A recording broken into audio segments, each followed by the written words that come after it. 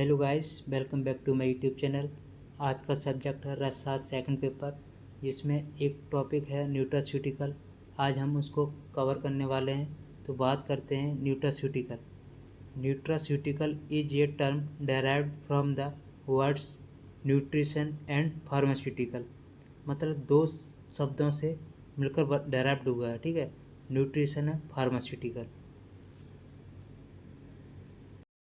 इसके डेफिनेशन की बात करें, definition of nutraceutical: any substance that is a food or a part of food provide medical or health benefit include prevention and treatment of disease. ठीक। अब इसके type of nutraceutical, इसके type की बात करें तो इसके पहला है आपका based on development. Based on development के बेस पे हमारे मतलब 3 प्रकार के होते हैं। इसमें ट्रेडिशनल, नॉन ट्रेडिशनल, कॉमर्शियल, ठीक है। इसका बेस्ड ऑन कल्टीवेशन के बेस पे बात करें तो ये 4 प्रकार के होते हैं, ठीक। इसमें आपका है dietary supplement, functional food, medical food, pharmaceutical food, ठीक। इसका बेस्ड ऑन देयर सोर्सेज के बाद पे सोर्स पे बात करें तो ये 4 प्रकार के होते हैं। इसमें आपका plant, animals, minerals, micro organism, ठीक, 4 प्रकार के होते हैं। और नेक्स्ट बात करते हैं जनरल हेल्थ, जिसमें हमारा कुष्मांडाबले बताया गया है। तो इसके घटक द्रव्य की बात करते हैं। इसमें घटक द्रव्य होते हैं बीज रहित कुष्मांड, ठीक, जल, ठीक है, घृत 8 फल, खंड 100 फल। इसके प्रक्षेप द्रव्य होते हैं, इसमें प्रक्षेप द्रव्य पिपली, शुंठी, श्वेत जीरक, धान्यक, तेजपत्र, छोटी एला, मरीच, त्वक, ठीक है, और शहद 4 पर लेना है। अब कुष्मांड अवले के निर्माण की विधि की बात करते हैं। बीज रहित कुष्मांड के छोटे छोटे टुकड़े कर सूल में भेद कर उससे 2 गुना जल में उबालते हैं। जब आधा पानी शेष रहे तब उसे उतार लेते हैं। कुष्मांड को पानी से छान लेते हैं तथा इसे वस्त्र में रखकर हाथ से दबाकर जल को निचोड़ते हैं, ठीक। अब इसे धूप में अच्छी प्रकार से सुखा लेते हैं। तत्पश्चात एक ताम्र की कढ़ाई में घृत लेकर कुष्मांड के टुकड़ों को वर्जित करते हैं। पूर्वोक्त शेष जल को लेकर उसमें 100 पर चीनी लेकर चाशनी निर्मित करते हैं। चाशनी निर्मित होने के पश्चात इसमें कुष्मांड में टुकड़ों को डालकर सुपक होने तक पकाते हैं। तत्पश्चात इसमें प्रक्षेप द्रव का चूर्ण इसमें मिला देते हैं। ठंडा होने पर शहद मिलाकर इसे सुरक्षित रख लेते हैं। यही हमारा क्या है, कुष्मांडाबले है। नेक्स्ट बात करते हैं पीरियाडिक हेल्थ, जिसमें हमारा पीड़न मोदक बताया गया, ठीक है। इसके इंग्रेडिएंट कौन कौन से होते हैं? प्रियाल मज्जा, यष्टि मधु, लज्जा, सीतोफला, ठीक है, और मधु, ठीक है। पीड़न मोदक is mention for improve infant nutritional status, ठीक है। मतलब ये पीड़न मोदक किसके लिए होता है? बच्चों में मतलब इम्प्रूवमेंट के लिए, ठीक है। It is combination of protein, इसमें प्रोटीन होती है, कार्बोहाइड्रेट, मधुर रस, ठीक है। अगर इसके मेथड प्रिपरेशन की बात करें तो हमें सबसे पहले क्या करना है? First taken fruit pulp of प्रियालु मज्जा, ठीक है। सबसे पहले हमें क्या लेना है?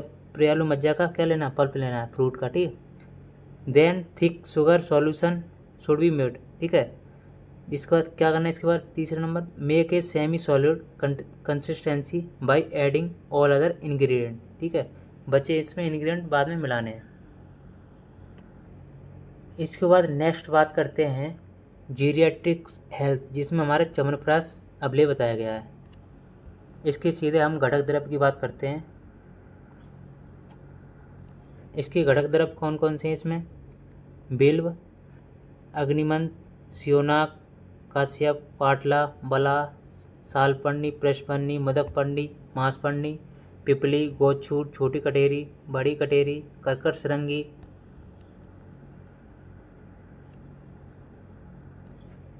भूम्य अमल की, द्राक्षा, जीवंती, पुष्करमूल, अगरू, हरितकी, अमृता, रिद्धि, जीवक, ऋषभक, सटी, मुस्ता, पुनर्वा, मेदा, छोटी इलायची, चंदन, उत्पल, बेदारी कंद, बासामूल, काकोली, काकनासा, ठीक।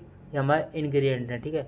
ये समस्त द्रव्य पृथक पृथक एक फल अर्थात 48 ग्राम लेना चाहिए तथा इनको यवकूट कर लेना चाहिए। कुल मात्रा मतलब 36 इंटू 48 मतलब 1.728 किलोग्राम। ठीक है। आंवला कितना लेना है? 500 नग। ठीक है। तेल तथा घृत प्रत्येक के 6 पल लेना है। ठीक है। शहद कितना लेना है? शहद 248 ग्राम। ठीक है। अब इसके हम चम्रप्राश के निर्माण की विधि की बात करते हैं। चम्रप्राश के अबले निर्माण विधि। सर्वप्रथम एक कलाई भगोना में समस्त काव्य द्रव को लेकर उसमें 13 लीटर पानी डालकर रात्रि पर्यंत रखें। अगले दिन प्रातः इसे अदि पर चढ़ाकर क्वाथ सिद्ध करते हैं। ठीक है। आंवले की 2 से 3 पोटली बनाकर इसी क्वाथ में डालते हैं। थोड़ी देर पश्चात जब यह देख लें कि आंवले उबल गए हैं तो इन पोटली को एक एक करके बाहर निकालते हैं। पोटली से आंवले को निकालकर एक ट्रे में रख लेते हैं तथा इन बीज मतलब इनके बीज इसके अंदर के बीज निकाल के तत्पश्चात एक स्टील की टंकी या कोई पात्र उसके मुख पर पतला कपड़ा या महीन ठीक है मच्छरदानी ठीक है बांध देते हैं तथा इसी पर आंवले को घिसकर उसका कल्क निकाल लेते हैं। ऐसा करने से आंवले का कल्क नीचे टंकी में एकत्रित होता रहता है तथा रेशे ऊपर मच्छरदानी के ऊपर ही रह जाते हैं। ठीक है। इसी प्रकार यह प्रक्रिया संपूर्ण आंवले के कल्क निकाल तक करते हैं मतलब सब कल्क निकाल लेते हैं। ठीक है। जब क्वाथ 1/4 शेष रह जाता है तब इसे कपड़े से अच्छी प्रकार छान लेते हैं तथा इसे एक भगोने में रख लेते हैं। ठीक। अब एक कलईदार पात्र कढ़ाई में जिसमें स्नेह द्रव्य डालकर उसे गर्म करते हैं। तत्पश्चात इसमें सावधानी पूर्वक आंवले का कल्क डालते हैं। धीरे धीरे कल्क का रंग बदलने लगता है तथा स्नेह जो शुरू में कल्क से मिला हुआ रहता है वह पुनः ऊपर आ जाता है। अब इसे अग्नि से उतार लेते हैं। उतारने के पश्चात क्वाथ पहले से बना है उसमें ठीक है मत्स्य पिंड का डालकर चाशनी का निर्माण करते हैं। ठीक है। जब इसमें गंदगी दिखे तो इसे एक छन्नी से निकालते रहते हैं। थोड़ी देर पश्चात जब इसमें तार बनने लगें इसमें कलक डालकर अच्छी प्रकार लकड़ी के घोटने तक मिलाकर इसको एक कोटली जिसमें भारी भरा हो उसमें गिराकर रखते हैं। यदि यह फैला नहीं है तो इसे उतार लेते हैं। जब यह ठंडा हो जाए तब इसमें प्रक्षेप चूर्ण मिला देते हैं। एकदम पूरी तरह से ठंडा होने पर इसमें शहद मिलाकर सुरक्षित रख लेते हैं। ये हमारी चम्रप्राश बनाने की विधि है। इसके बाद नेक्स्ट बात करते हैं इसकी मात्रा की। आचार चरक के अनुसार इसकी इतनी मात्रा प्रयोग की जानी चाहिए जितना खाने से भोजन करने की इच्छा बनी रहे। ठीक। आजकल 1 तोला मात्रा सामान्य रूप से प्रयुक्त की जाती है। अन्नपान क्या है इसका? गोदुक। ठीक है। इसका उपयोग कहाँ पर किया जाता है? खास श्वास क्षय वृद्धि या बालकों में वृद्धि के लिए, स्वर रोग, क्षय रोग, उदर प्रवेश के रोगों में। ठीक है। वात, रक्त, तृष्णा, मूत्राशय, शुक्राशयगत वात आदि दोषों को निकालता है। ठीक है। इसमें यूज किया जाता है। इसके बाद नेक्स्ट बात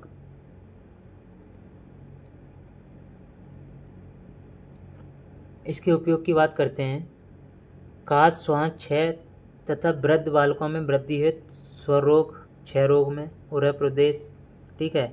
वात, रक्त, तृष्णा, मूत्राशय और क्या करता है शुक्रागत वाताई दोषों को भी निकालता है। ठीक है। यह चम्रप्राश अबले मेद्य है, स्मरण शक्तिवर्धक है, क्रांतिप्रद होता है, आरोग्यप्रद। ठीक है। इंद्रियों को बल देता है, स्त्रियों के प्रति हर्ष पैदा करने वाला, जठराग्निवर्धक होता है, शरीर के बल को बढ़ाता है तथा वायु का अनुलोमन करता है। इसका प्रयोग कुटी प्रावेशिक विधि से करने पर वृद्ध पुरुष अपनी वृद्धता को त्याग कर युवा बन जाता है। ठीक। इसके बाद नेक्स्ट बात करते हैं रिप्रोडक्टिव हेल्थ, जिसमें हमारा फलगृत दिया गया है। इसके बनाने की विधि की बात करें फलगृत की, इसमें मुलैठी, हरड़, बहेड़ा, आंवला, कूट, हल्दी, दारू हल्दी, कुटकी, बायबिडिंग, पीपल, नागरमोथा, इंद्रियाड़ की जड़, कायफल, काकोली, क्षीर काकोली। ठीक है। मेदा, महामेदा। ठीक है। वच, सफ़ेद, सौंफ, भुनी हींग, रसना, सफ़ेद चंदन, लाल चंदन, चमेली के फूल, कमल, वंशलोचन, मिश्री, अजमोदा, दंती, मतलब ये 32 ड्रग्स हैं को एक एक तोला लेकर कल्क बना लेते हैं। ठीक है, फिर यह कल्क गौघृत के 64 तोले, ठीक है, गाय का 253 तोला और जल 253 तोला मिलाकर पाक करते हैं। ठीक है, इसके पश्चात उतार कर तुरंत छान लेंगे इसको।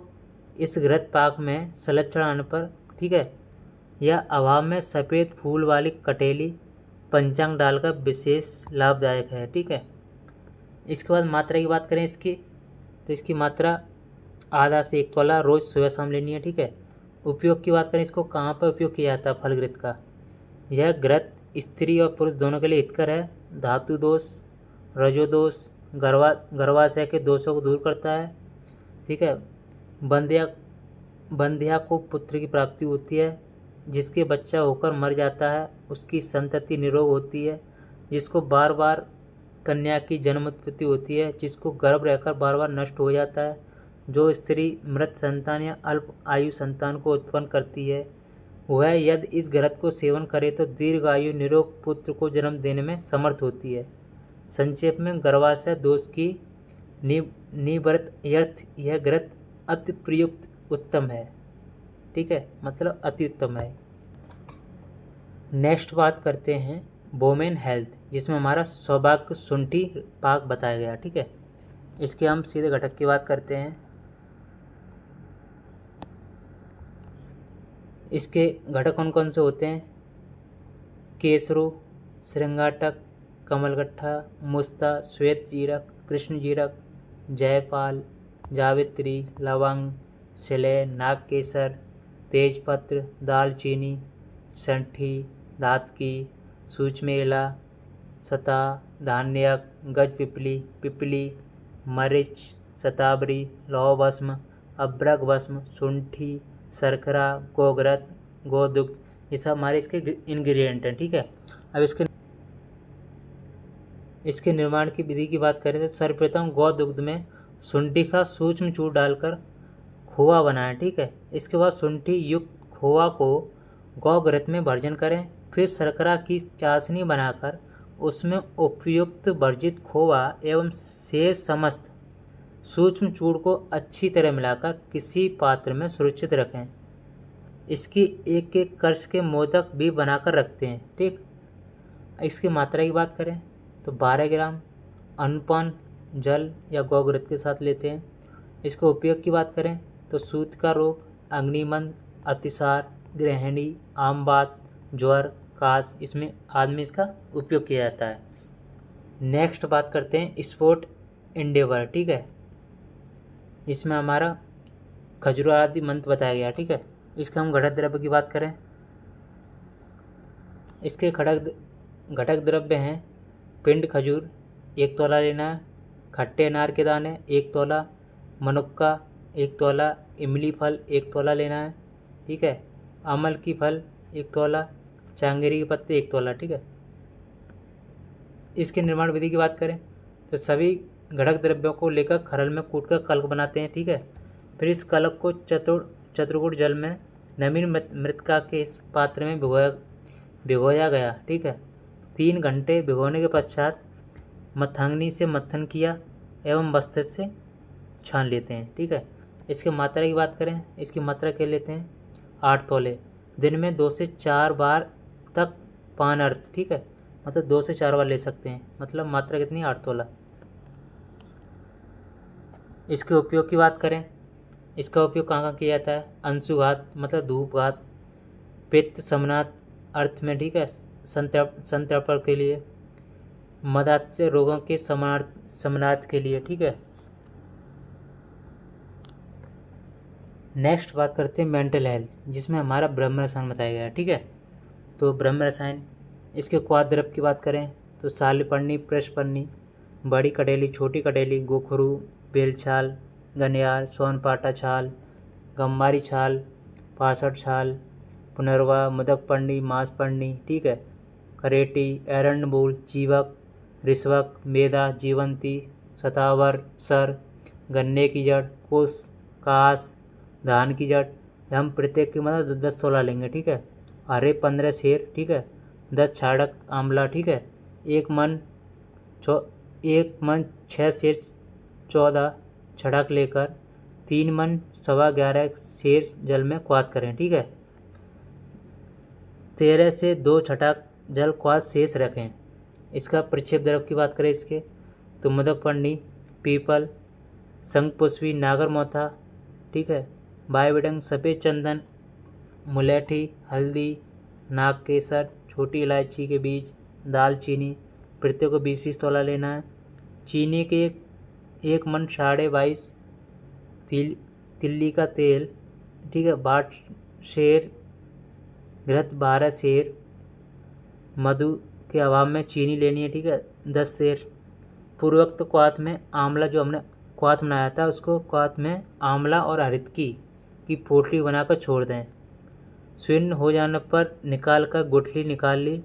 ठीक है, पीठी बना लें। इसके बाद पीठी को घी में सेक कर रखें। फिर पूर्वोक्त शेष क्वाथ जल में चीनी मिलाकर चाशनी बनाएं। चाशनी तैयार होने पर इसमें पीठी डालकर पाक करें। कुछ गाढ़ा होने पर उपयुक्त प्रक्षेप द्रव का छूट करें और तिल, तेल और मधु देकर अभिलेख को तैयार कर लें। ठीक, इसकी मात्रा की बात करें 1 तोला लेना है। अनुपान की बात करें गोदुग्ध या जल के साथ। ठीक है, इसके गुण और उपयोग की बात करें, इसके सेवन से शरीर की दुर्बलता, दिमाग की कमजोरी दूर होती है। आयु, बल, क्रांति, स्मरण शक्ति वृद्धि होती है। इसके नियमित सेवन से खांसी, दमा, क्षय, कब्जियत आदि दूर हो जाते हैं। शरीर में स्थायी ताकत पैदा होती है। यह उत्तम रसायन के कारण बलि, पालितनाशक एवं जीवनी शक्ति से भरपूर होता है। ठीक, तो आज के लिए बस इतना ही। मिलते हैं नेक्स्ट वीडियो में नए टॉपिक के साथ। अगर आपने चैनल को सब्सक्राइब नहीं किया, चैनल को सब्सक्राइब करें, वीडियो को लाइक करें, शेयर करें। Thank you.